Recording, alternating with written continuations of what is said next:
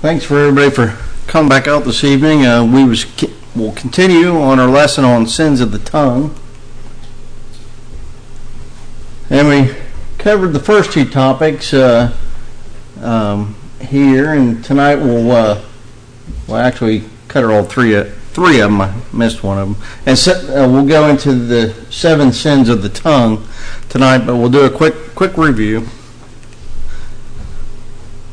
So this morning we talked about that God emphasizes quite a bit on speech, that there's quite a bit of verses, that there was actually two of the 10 Commandments referred to the importance of one's speech. We looked at some wisdom from Solomon, and where he pointed out that there were 7 things that God hates. 3 of them had to do with one's tongue. We also looked at a warning from Christ, talking about that those every idle word, man will have to give an account for everything that he says on the day of judgment. We looked at the principle of think twice before speaking. We looked at the wisdom left by James and how the bridling, how he equated it to bridling that of a horse and the rudder of a great ship. How these small members can guide such massive bodies and whatnot. Looked at some more wisdom from Solomon as well. And then I got a little bit tongue-tied here in the thermometer and thermostat emphasis. But the thermometer records the temperature, the thermostat controls the temperature, and we was looking at the aspect that the tongue does both things. And I think it was on this slide that I was saying, instead of saying thermometer, I was saying thermostat, and things wasn't working right in my brain. But we talked about how swearing discloses a profane heart. This is how a thermometer reads the condition of the air, tells us what the temperature is. The tongue can also tell us the condition of what the heart is. So one who's profane or who swears a lot has a profane heart. Impure stories, one who lies has a filthy heart. Those who murmur are disclosing a thankless heart, and criticism discloses a jealous heart. And then we looked at the principle of it being a thermostat and how that it controls so much, and that's where we focus more in on the aspects of the horse as well as the rudder of the steers of the ship, and how the tongue can also control these different aspects of ourselves when it comes to pride, our temperament, jealousy and spite, and other sinful things. If we just hold our tongues, these things would be so much better. And then that's where we left off. So now we're going to go into the 7 sins, and actually my last slide has like 3 or 4 additional sins, but this is where we're going to focus the rest of our time this evening. So when it comes to swearing, God warned His people. We saw in Exodus 20, verse 7 this morning, where He says, "You shall not take the name of the Lord your God in vain, for the Lord will not hold him guiltless who takes His name in vain." So this idea of swearing before the Lord or taking the Lord's name in vain, God's displeasures with cursing was made plain by His instructions to Moses as He commanded in 2 passages. And if you would, I don't have them up here, but look at Leviticus chapter 24, verse 14.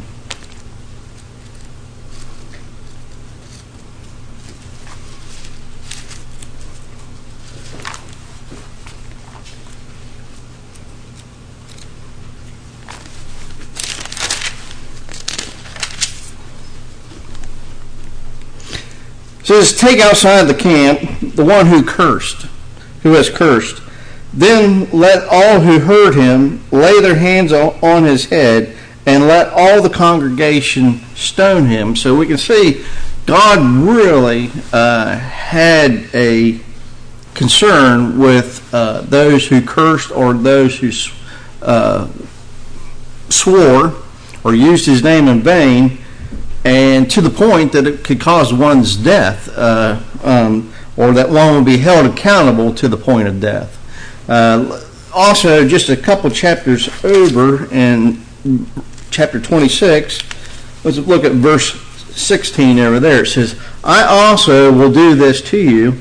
I will even appoint terror over you, wasting disease and fever, which shall consume the eyes and cause sorrow of heart, and you shall sow your seed in vain, for your enemies shall eat. Is that right?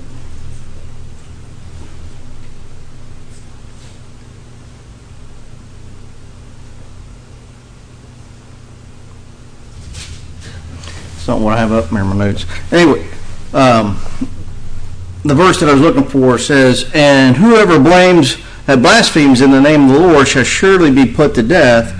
All the congregation shall certainly stone him. The stranger, it was probably 24 verse 16, two verses down, shall put him to death. All the congregation shall certainly stone him, the stranger as well as him who is born in the land. When he blasphemes the name of the Lord, he shall be put to death. So we can see back during the time of Moses, this was a very serious offense. But yet today, many men curse and take the name of the Lord in vain. We live in a different time. The Lord allows us to do things that formerly we're not allowed to do, but we will be dealt with at a later time.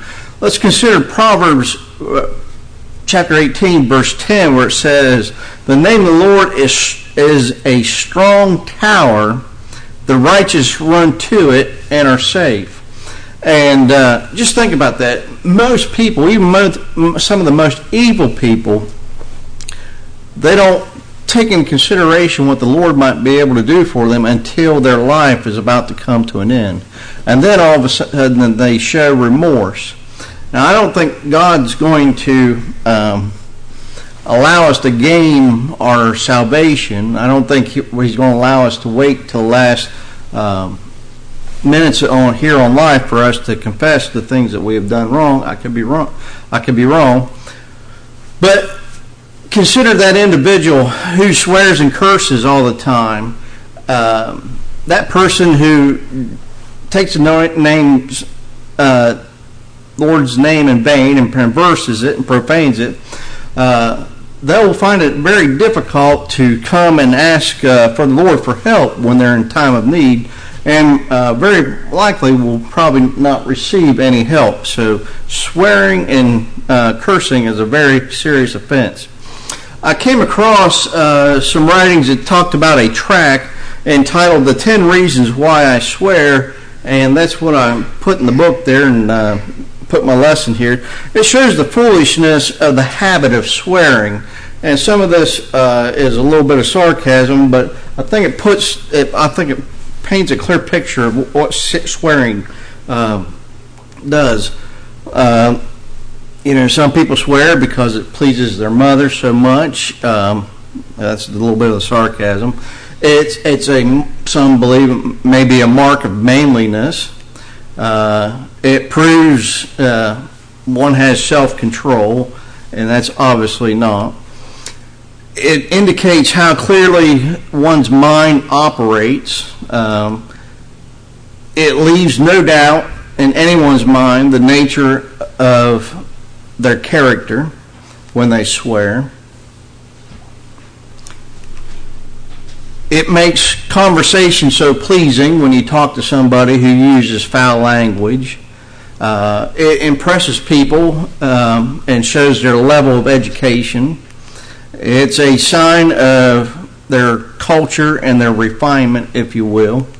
And then it is very desirable among women and children and respectable society. And obviously that's a little bit of sarcasm there. And then it's a way of honoring God, and of course we know that that is not true. So the tract kind of made fun of those who swear, and I think why it was pointing these things out is because people who do these things tend to believe that that's what they're doing, that they're being cool and they're saying these words and stuff, and that they may think that they're pervertedly honoring God, but that's not the case. And like I said, we can look to the scriptures and realize that what swearing or taking the Lord in vain is a very serious offense, and one that we as Christians ought not to do.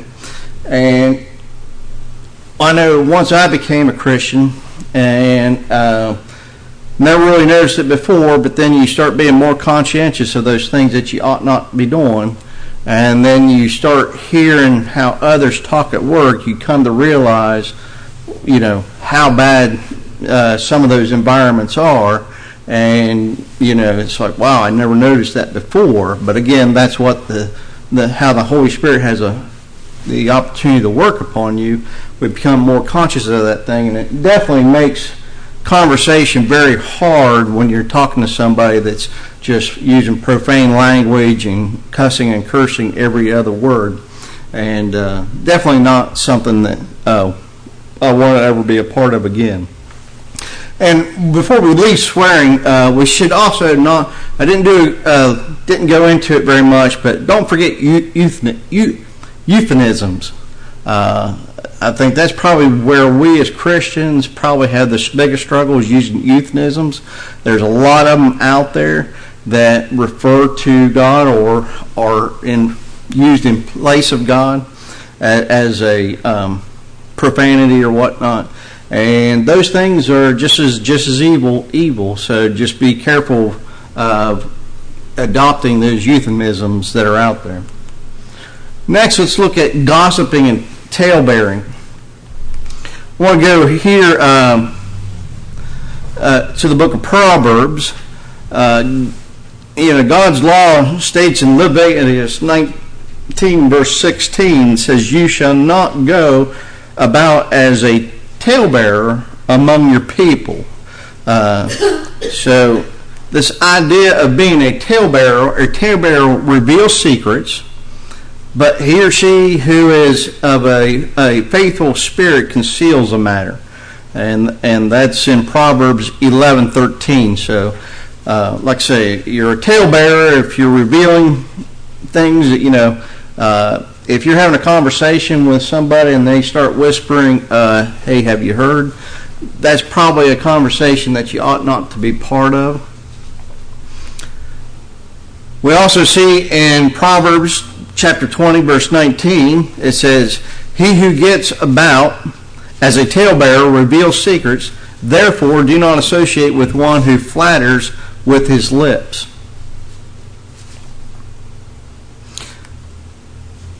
And then in 26 verse 20 it says, where there is no wood, the fire goes out, and where there is no talebearer, strife ceases. And I think that's a lot of wisdom there to be imparted, and very wise there, pointing out that wherever the talebearer is not, strife ceases. A unknown poet pointed out that once thought pass 3 gates of gold before they are spoken, and this is how the poem goes. It says, "If you are tempted to reveal a tale to you someone has told about another, make it pass before you speak 3 gates of gold." These narrow gates: first, is it true? Then, is it needful? In your mind, give a truthful answer. And the next is last and narrowest: is it kind? And if to reach your lips at last, if it passes through these gates 3, then you may tell the tale, nor fear what the result of speech may be. So the test there is what I'm telling, is it true?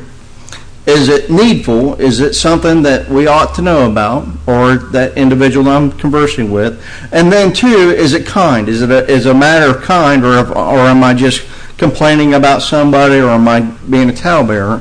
And if it can pass that litmus test, it's probably something that you can conversate about. If it's not, then you're probably about ready to be in violation of gossiping and talebearing upon some other individual. So I thought that was a pretty cute little poem and pretty good litmus test for, am I a talebearer?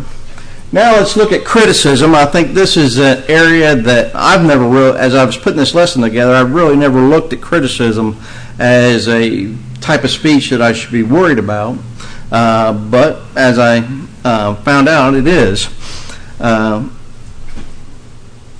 was reading this one outline. It said a lecturer once held up before the audience a handkerchief, and it was marred with a black spot. And he asked, "What do you see?"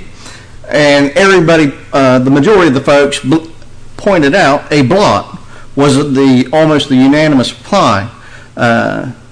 Practically nobody said that they saw white. And that's often what criticism is. We often focus in on the minutest little flaw in somebody, and we really don't look at all the good that individual is doing. We just focus in on that one point. So most are quick to see faults in others and overlook all their good qualities. And have you ever considered Matthew 7, verse 1? If you open up your Bibles over there.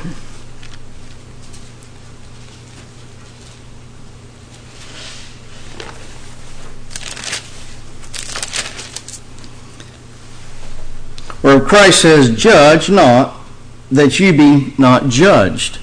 And then if we go over to John, chapter 7, verse 24,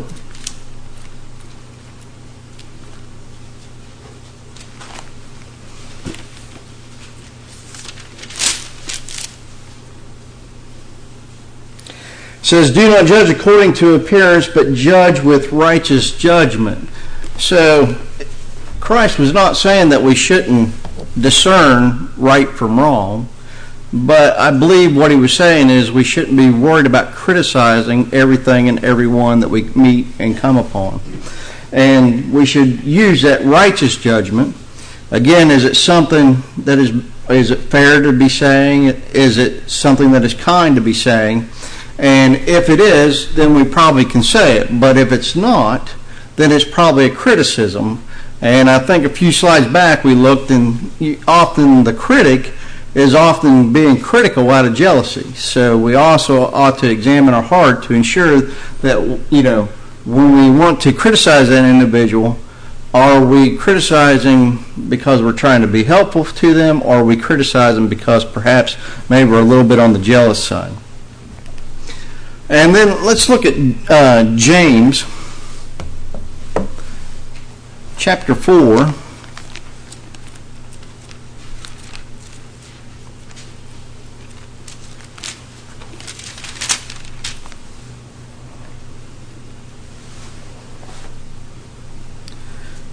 Where it says, "Indeed we count them blessed who endures. You have heard of the perseverance of Job, and have seen the end." Now I'm in verse 5. I'm sorry. Let me go back. "Do not be judged, brother." It says, "Do not speak evil of one another, brethren. He who speaks evil of a brother and judges his brother speaks evil of the law and judges the law. But if you judge the law, you are not a doer of the law, but a judge. There is one lawgiver who is able to save and to destroy. Who are you to judge another?" And I think that's very wise words that James left for us, and we should adopt that. Now, I'm not sensitive to criticism, and if there's something that I can do to improve what I'm doing up here, please let me know. I won't take it as criticism, but just feedback. I've learned over the years that honest feedback can often help somebody, and we should use that too. Now, I think don't view feedback as criticism, especially if you're doing something wrong. And usually the individual who's doing something wrong, and when they get caught doing something wrong, that's the first thing they do is, who are you to judge me? Why are you criticizing me? And again, if your brother's trying to throw you out a lifeline to you, they're not criticizing you. They're just trying to make you aware, hey, you ought not be doing that. And so, we need to be careful with, A, not criticize a brethren, but 2, don't take all the feedback that you receive as criticism, because it may not very well be criticism. Maybe somebody's just trying to get your attention to say, hey, you're doing something that you ought not be doing. Now let's look at lying. This is probably the one that everybody realizes what lying is and does, and it's most certainly a deadly sin. And it says, lying lips are an abomination. That's from Proverbs 12:22. Proverbs 6:17 says, God hates a lying tongue.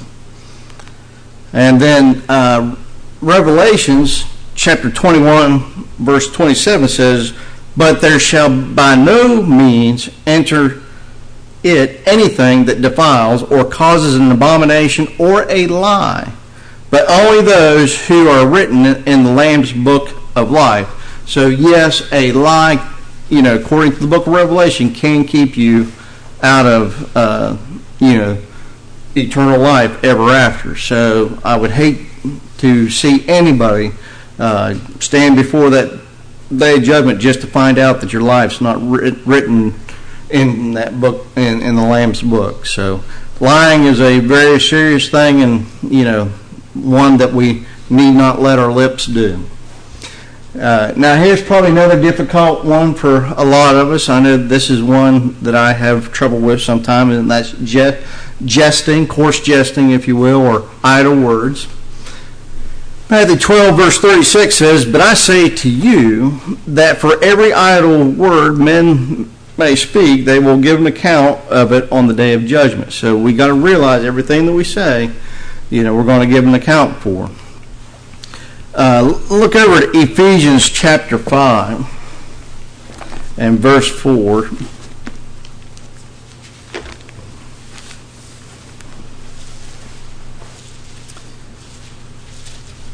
It says, neither filthiness nor foolish talk nor coarse jesting, which are not fitting, but rather giving of thanks. So that's for those things that are walking in love.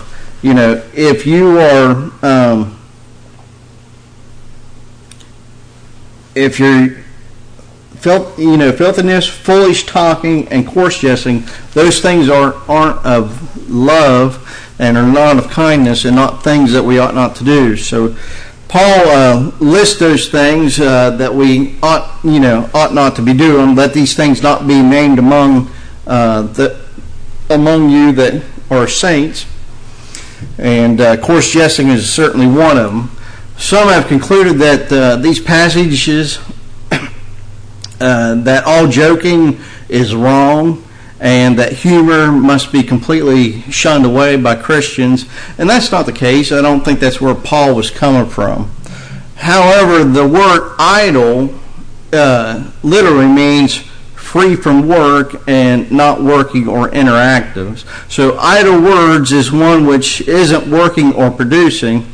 It's like a weed in the garden of speech. So in other words, it's speech that really is frivolous, and again, it's not doing anybody good by uttering it. So we shouldn't be doing it.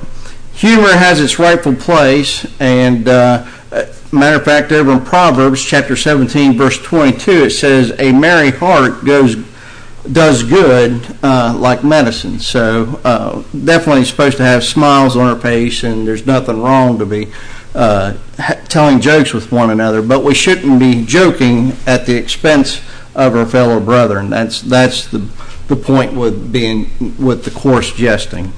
So some kinds of jesting is wrong, and consider Leviticus 19, verse 14.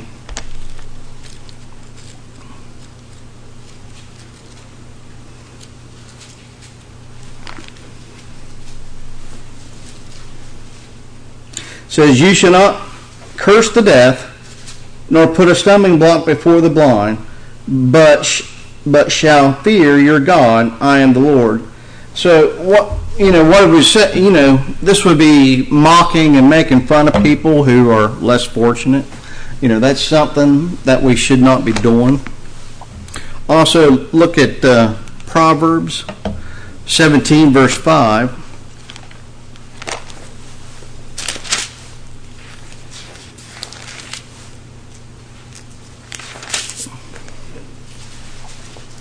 It says, "He who mocks the poor reproaches his maker. He who is glad at calamity will not go unpunished." So again, we shouldn't be making fun or jesting at other people's misfortune. That's the wrong type of jesting that we should not have any part of. But yet, at some points in our life, when opportunity arises, sometimes we stoop to that level, and if that's the case, try to reflect back and realize, that's something that the Lord would have me not to do. Now let's look at contentious words. Let's look over at Proverbs chapter 15. We were just a page or so away. In verse 1 it says, "A soft answer turns away wrath, but a harsh word stirs up anger." In other words, getting back to that feedback, when we provide people that feedback, there's many ways that you can go about telling your fellow brother, "Hey, have you considered this?" Or, "Hey, did you realize you ought not to be doing this?" Depending on how we go about telling them, we can actually stir up their tempers, or we might inflame them, if you will. So we need to be careful and really consider before we, again, think twice, speak once, and realize that we need to be careful with what we say. I put in here, I wouldn't let him get away with that. That's probably a phrase that we, especially like when you're talking to somebody else about their children, and you're giving that feedback and saying, I wouldn't let them get away with that. That's probably not a good way of going about and giving that individual that feedback. Or if you're telling somebody, you're just jealous, that's probably not a good phrase to use. That would stir up, temper. Or, "Hey, don't be mad if I tell you if what I'm about to tell you." That should be a strong indicator there. If the conversation that you're about to have with somebody, that you got to caveat it with something, maybe there's another way that you ought to go about giving them that information. Just something to consider. Now, sometimes there's subjects that need to be addressed that there's no way that you go about it, but you'll have to discern that on your own. Or consider, if you're sitting there going and say, "I think you should know what somebody said." Again, that's getting into that murmuring and that gossiping. So, again, if you're starting off a conversation on that, on that similar manner, that's probably a conversation or contentious words, and probably somewhere we ought not to be going.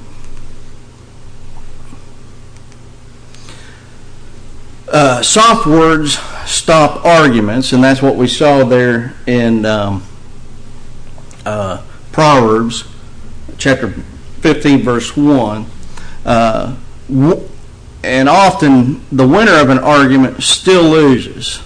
and usually the loser is left feeling words like inferior, mad, hurt, disappointment, perhaps betrayal.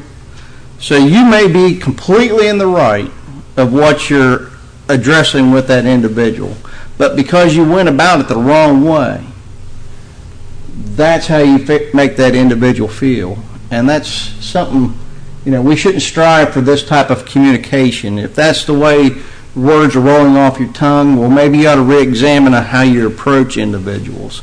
Again, perhaps you need to soften the way you go about things, or re-examine maybe how you address that particular individual. Especially,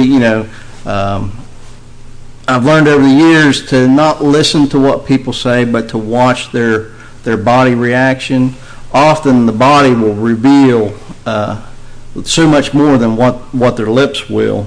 And so if you're seeing that individual, I think that's why we say they're contentious. If you see that body starting to stiffen up, or starting to kind of getting that defensive posture, it's probably a good strong indicator that, well, maybe I overstepped my bounds, or I've gone down a path that I shouldn't be. Let me back up from there. Maybe approach things a little bit more softer. So it's a situation by situation approach, but just realize that you can be completely in the right but still be wrong, and it's actually possible to do that. So some other sins. So this will be our last slide or the last point. We see that there's whispering. Whispering is one thing that we ought not to do. Look over at the Psalms 41.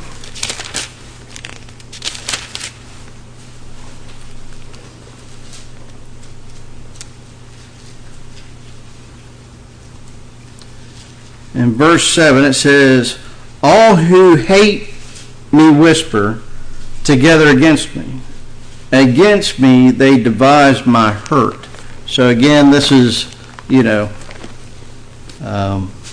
a wrong type of speech to go about. Look at Romans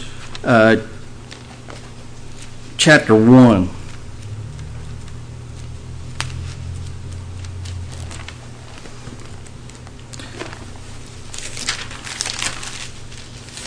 Most of us probably know those last few verses almost by heart. But if we start up at verse 28, it says, "And even as they did not like to retain God in their knowledge, God gave them over to the debased mind, to do things which are not fitting, being filled with unrighteousness, sexual immorality, wickedness, covetousness, malicious, full of envy, murder, strife, deceit, evil-mindedness. They are whisperers, backbiters, haters of God, violent, proud, boasters, inventors of evil things, disobedient to parents, undiscerning, untrustworthy, unloving, unforgiving, unmerciful, who acknowledge the righteous judgment of God, that those who practice such things are deserving of death, not only do the same, but also approve of those who practice them." So whispering is right in there and amongst all those grotesque, evil things that he's talking about. Also, slandering. Slander is a type of speech that we need not to be part of. Look at Proverbs chapter 10, verse 18.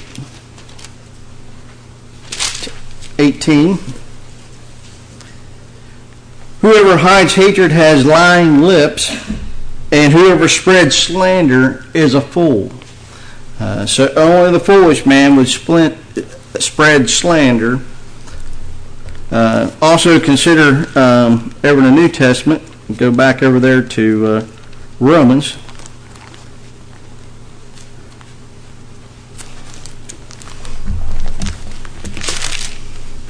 chapter 3, verse 8.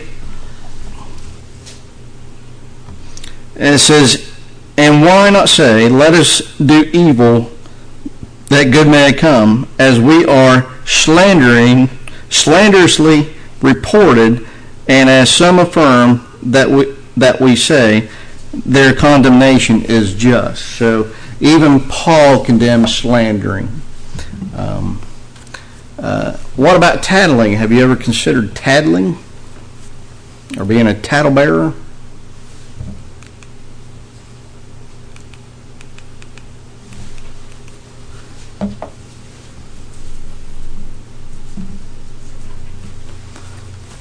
Got hung up there for a minute. Look over there at the third letter of John.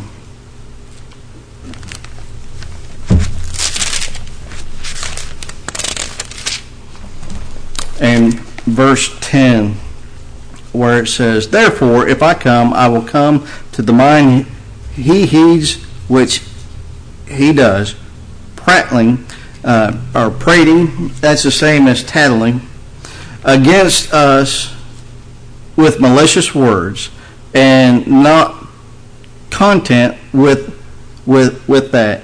He himself does not receive his brethren, and forbids those who wish to, putting them out of the church." So tattling or prattling, again, if you're going around saying, "Oh, did you hear what so-and-so did?" that's probably not a good conversation to be having. Consider Proverbs, back there in Proverbs chapter 10, verse 8, where it says, the wise in heart will receive commands, but the prattling or the tattling fool will fall. And then there's backbiting. Again, we read in Romans chapter 1 about those hideous things. Backbiting was one of them. Also consider 2 Corinthians chapter 12.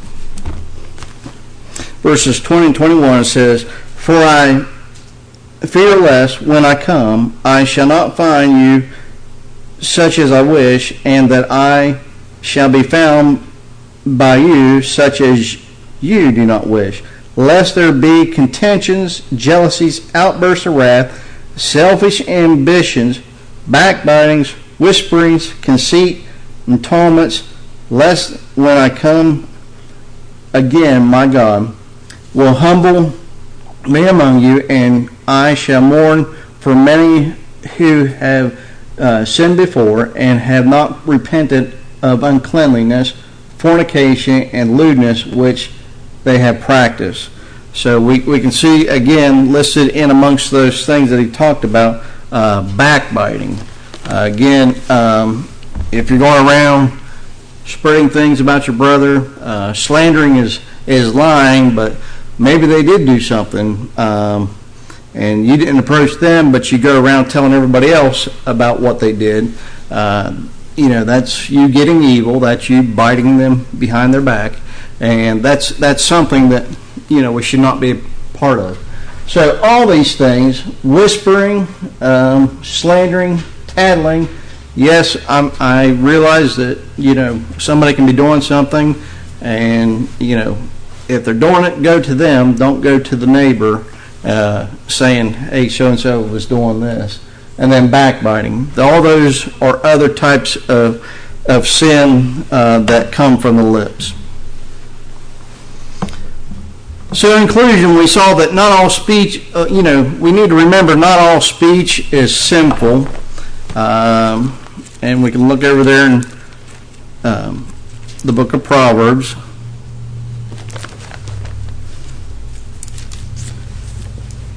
Verse 20 says, "The tongue of the righteous is choice silver. The heart of the wicked is worth little."